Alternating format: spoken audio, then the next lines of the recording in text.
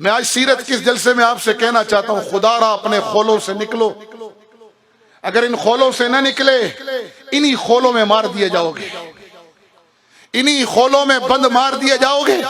کیا ظلم ہے؟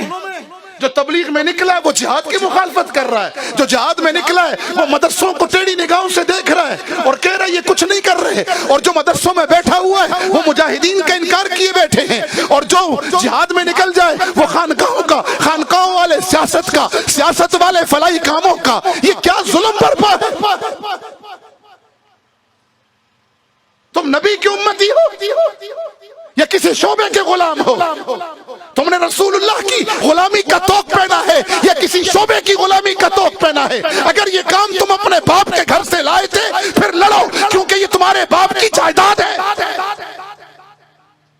اور اگر ایسا نہیں ہے، تبلیغ، دعوت، تزکیہ، جہاد، خیر کے کام، فلاحی امور، سوشل ورکر، سیاست اسلامیہ، تعلیم و تعلم، اگر یہ تمہارے نبی کا دیا ہوا کام ہے تو پھر سارے ہمارے کیوں تقسیم ڈال رکھی ہے؟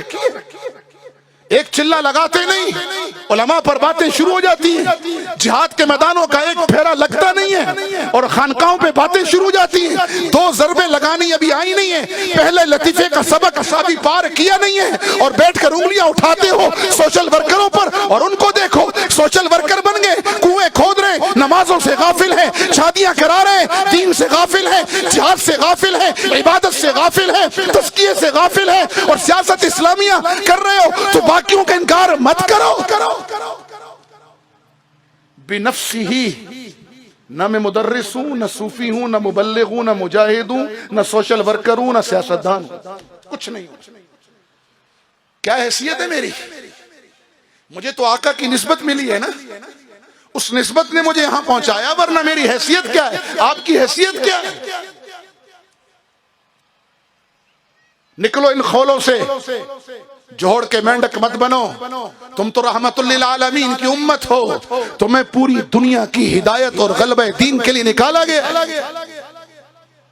تمہیں کہا گیا کنتم خیر امت اخرجت للناس، تمہیں کہا گیا ہے کہ لیظہرہ علی الدین کلہ، تم جوڑ کے مینڈک بنے ہوئے۔ تبلیغ اگر تمہارے باپ کا، میرے باپ کا کام ہے تو پھر لگے رہو، پھر سب کا انکار کر دو۔ جہاد باپ کے گھر سے لے کر آئے ہو تو سب کا انکار کرو، ایسا نہیں ہے۔ میں مجاہد اس لیے ہوں کہ میرا نبی مجاہد اعظم تھا، میں مبلغ اس لیے ہوں کہ بلغ ما انزل الیک من ربک، یہ آیتیں میرے نبی پہ نازل ہوئی ہیں، میرا نبی مبلغ اعظم تھا۔ میں تزکیہ اس لیے کر رہا ہوں اور کرا رہا ہوں کہ میرے نبی کی ذمہ داریوں میں تھا وَيُزَكِّيهِمْ، جی ہاں میں خدمت خلق اس لیے کر رہا ہوں کہ میرے نبی نے فرمایا تھا خیر الناس من ينفع الناس۔ میں سیاست اسلامیہ میں اس لیے نوکر بن کے چلتا ہوں اپنے اکابر کا کہ میرے نبی نے تخت مدینہ پر بیٹھ کر سیاست اسلامیہ کی بنیاد ہی نہیں رکھی، کر کے دکھائی ہے۔ اور میں مدرسوں کا نوکر اس لیے ہوں، میں علماء کی جوتیاں اس لیے سیدھی کرتا ہوں، ان کو وارث انبیاء اس لیے سمجھتا ہوں کہ میرے نبی نے فرمایا انما بعثت معلما، اور میں تو آیا ہی معلم بن کر ہوں۔ تو اگر محمدی ہو تو پھر اعلان کرو مدرسے بھی ہمارے ہیں، فلاحی کام بھی ہمارا ہے، تبلیغ بھی ہماری ہے، جہاد بھی ہمارا ہے، سیاست بھی ہماری ہے۔ اگر تبلیغ سے انکار کرو گے گمراہی پھیلے گی، دعوت کا کام چھوڑ دو گے گمراہی پھیلے گی، اور اگر تعلیم و تعلم کا کام چھوڑ دو گے تو امت میں قصے کہانیاں رہیں گی، رسوخ فی العلم اور سندیں ختم ہو جائیں گی، پھر زال اور مزل ہوں گے۔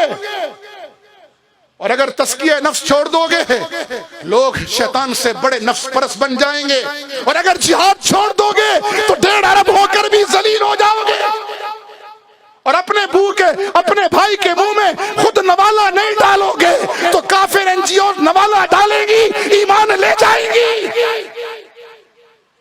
اور اگر سیاست اسلامیہ کے علم برداروں کے ساتھ نہیں چلو گے تو تمہاری اجتماعی قد کو، کمیونٹی کو بدترین نقصان سے دوچار ہونا پڑے گا۔ سمجھو بات کو، نکلو جغرافیہ پرستی سے، نکلو قومیت و صوبائیت اور فرقوں کی لعنت سے، تم محمدی ہو۔ جنگ عظیم دوم میں 1 करोड़ काफिर ने मारा। जर्मन ने फ्रांस को मारा, फ्रांस ने जर्मन को मारा, जी हाँ, इसी बर्तानिया ने जापान को मारा, इसी जापान ने अमेरिकी बेड़ों के अंदर अपने जहाज डालकर बेड़े तोड़े, और इसी अमेरिका ने फिर जापान पर एटम बम मारा। 1 करोड़ काफिर के हाथों